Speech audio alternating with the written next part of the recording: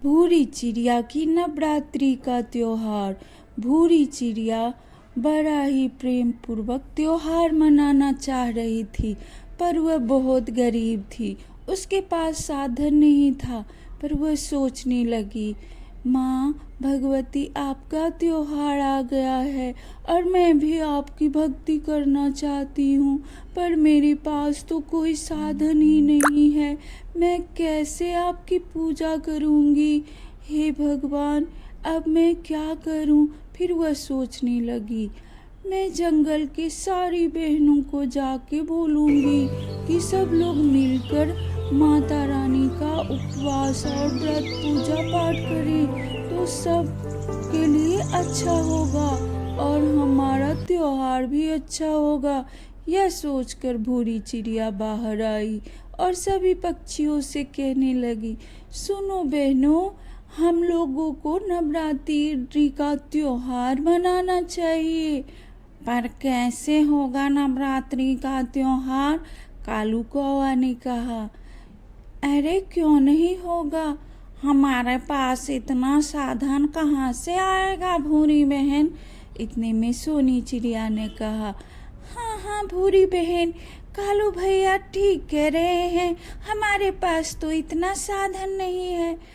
अरे सब कुछ हो जाएगा सोनी बहन, हम सब मिलकर एक एक काम करेंगे और एक एक सामान जुटाएंगे जंगल से। सारा सामान तो हमारे जंगल में ही मौजूद होता है, केवल हम लोगों को इकट्ठा करना है। यह सुनकर सारी चिड़िया तैयार हो गए और कहने लगे, हाँ आप ठीक कह रहे हो भूरी बहन, हम सबको मिलजुल कर करना चाहिए। सब निकल पड़े सामान इकट्ठा करने। कोई फल ले आया, कोई चिड़िया पानी ले आया और कोई फूल लेकर आया। सारा सामान इकट्ठा कर लिया, लेकिन इतने में दुष्ट बाघ की नज़र पड़ी और वह सोचने लगा, ये सारी चिड़िया क्या कर रही है? ये दुर्गा पूजा मनाना चाह रही है, पर मैं तो ऐसा होने नहीं दूंगा, क्योंकि मैं शक्तिशाली बाज हूँ। इस जंगल पर मेरा अधिकार है, मैं जो चाहूँगा वो होगा। इन सबको मैं ये पूजा तो करने नहीं दूंगा और ये मैं सारा पूजा पाठ भंग करके रहूँगा। और वह उन सब के पास आ गया। सारे चिड़िया मिलकर माता रानी की पूजा कर रहे थे। इतने में बाज आया वहाँ पे और कहने लगा, ओ भूरी चिड़िया, तुमने दुर्गा पूजा शुरू किया, पर तुमने मुझसे आज्ञा ली क्यों? मैं आपसे आज्ञा क्यों लूँ? मैं तो जंगल में माता रानी की आराधना करना चाहती हूँ, इसमें आपसे परमिशन लेने की क्या ज़रूरत है? क्योंकि मैं शक्तिशाली बाज हूँ, मैं जो चाहूँ यहाँ वही होगा। मैं तुम सबका पूजा भंग कर दूँगा।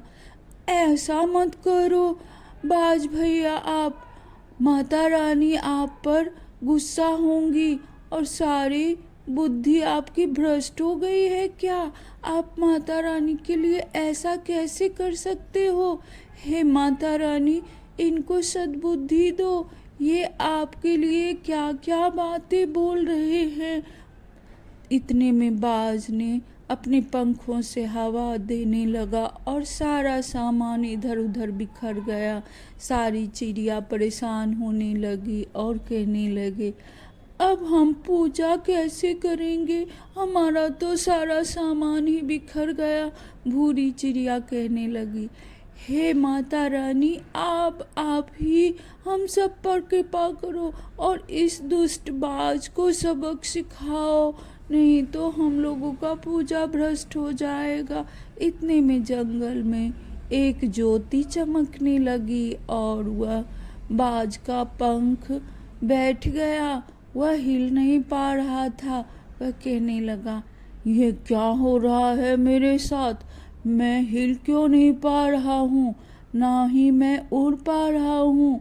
अब मैं क्या करूँ? इतने में माता रानी ने कहा, दुष्ट बाज, तुमने भक्ति को भंग किया है, मेरे पूजा का अपमान किया है। अब तुम्हारे साथ यही होने वाला है। मुझे माफ़ कर दीजिए अम्बे माँ, मुझसे बहुत बड़ी भूल हो गई। मैं तो सोच रहा था शक्ति से बड़ा कुछ नहीं होता है, पर मैं अब समझ गया शक्ति से बड़ा भक्ति होता है। अब मैं आपकी पूजा करना चाहता हूँ, आप मुझे माफ़ कर दो। और वह भूरी चिड़िया से कहने लगा, भूरी चिड़िया आप माफ़ कर दो हमें, अब मैं भी पूजा करूँगा। भूरी चिड़िया ने कहा, ठीक है माता जी, आप इसे माफ़ कर दीजिए। जब जागो तभी सवेरा। इसे अपने गलती का एहसास हो गया है और यह भी आपका पूजा करना चाहता है, तो आप इसे माफ़ कर दो माता रानी। यह कहकर सब लोग जंगल में खुशी खुशी नवरात्रि का त्योहार मनाने लगे।